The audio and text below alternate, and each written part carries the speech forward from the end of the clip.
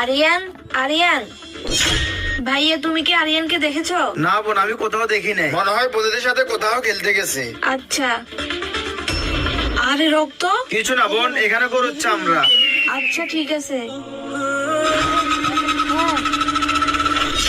উকিল সাহেব, কাজ হয়ে গেছে। আসিফ, আজকে থেকে তোমার সম্পত্তির ভাগিদার আর কেউ নাই। তুমি যেহেতু তোমার ছোট ভাইকে মেরে ফেলছো, সকল সম্পত্তির মালিক তুমি। এই নাও সম্পত্তির দলিল। ঠিক আছে উকিল সাহেব, আমি এখনই লাশটাকে ছাদ থেকে পালা দিতেছি, কেউ যেন না দেখে। আরে ভাই, তুই কোথায় চলে গেলি? তুই কোথাও যাওয়ার আগে তো আমাকে না বলে যাস না। তোর জন্য আমার খুব চিন্তা হইতেছে। আচ্ছা, আমি নামাজটা পড়ে নি। তুই যতই নামাজ পড়স না কেন, তোর ছোট ভাই আর ফিরে আসবে না।